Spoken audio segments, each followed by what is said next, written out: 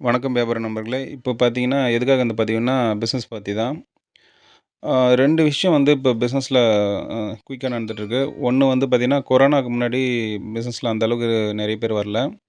கொரோனாக்கு அப்புறம் பார்த்தீங்கன்னா, நெறைய பேர் பிசினஸ்க்கு வர ஆரம்பிச்சுட்டாங்க. பார்த்தீங்கன்னா, யங்ஸ்டர்ஸ் எல்லாம் இப்போ நெறைய பிசினஸ்ல தான் இன்வால்வ் ஆகுறாங்க. அதே மாரி நெறைய வந்து இந்தியா ஃபுல்லா ட்ராவல் பண்ண ஆரம்பிச்சுட்டாங்க. அதில பார்த்தீங்கன்னா, சோஷியல் மீடியா மார்க்கெட்டிங் வந்து பிசினஸ்க்கு ரொம்ப வந்து இம்பார்ட்டன்ஸ். ஏன்னா, நம்ம பொருள் என்ன அதுக்கப்புறம் நம்ம என்ன பிராண்டில் வச்சுருக்கோம், இதெல்லாம் கொஞ்சம் ஒரு கடையா வச்சு சேல் பண்ணுறதுக்கு ரொம்ப நாள் ஆகும். அது ஒரு கஸ்டமர் வரணும், அவங்க 10 கஸ்டமர் வரணும், அப்படி இப்படின்னு கொஞ்சம் கொஞ்சம் டைம் ஆகும். ஆனால் சோஷியல் மீடியாவில் அந்த மாதிரி ஒரு இது இல்ல. ஒரு 1000 பேர் ஒரு ப்ராடக்ட்டை பற்றி நம்ம ஸ்பீச் கொடுக்குறோன்னா, அதில் கண்டிப்பாக ஒரு 10 பேராவது நம்ம கஸ்டமராக வந்து என்கொயரி பண்ணுவாங்க. அவங்களுக்கு நம்ம 10 பேர் சேல் பண்ணால் போதும். ஒரு நாளைக்கு ஒரு 10 பேர். அதுக்கப்புறம் மந்த்லி பார்த்தீங்கன்னா, அது எங்கேயோ போகும். கொஞ்சம் கொஞ்சமாக டெவலப் ஆகிட்டே வரும்.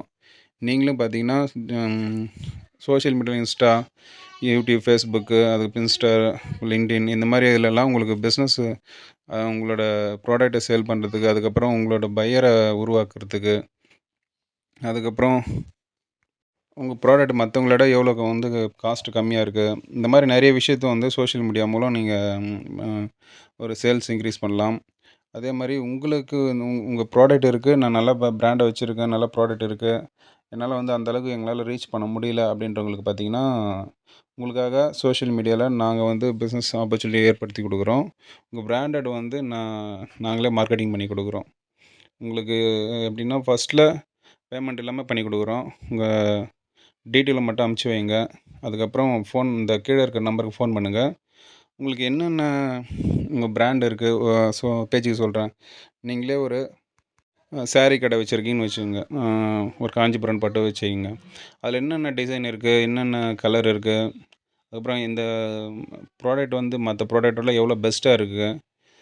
இந்தியா ஃபுல்லாக ரீச் ஆகும். வேர்ல்டுலேருந்து கூட உங்களுக்கு ஆர்டர் வர வாய்ப்பு இருக்குது. இந்தியாவில் பல இடத்துலேருந்து உங்களுக்கு ஆர்டர் வரும். நீங்கள் கொரியர் மூலமாக அவங்களுக்கு டெலிவரி கொடுக்கலாம்.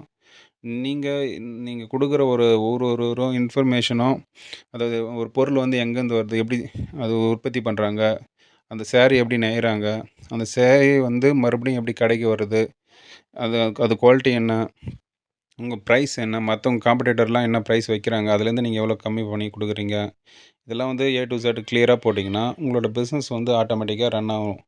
அதே மாதிரி உங்களோட ரீச் வந்து பார்த்தீங்கன்னா, இது மினிமம் பார்த்தீங்கன்னா, சோஷியல் மீடியாவில் இப்போ இருக்கிறவங்க 70லேருந்து 80% சோஷியல் மீடியாவில் தான் இருக்காங்க.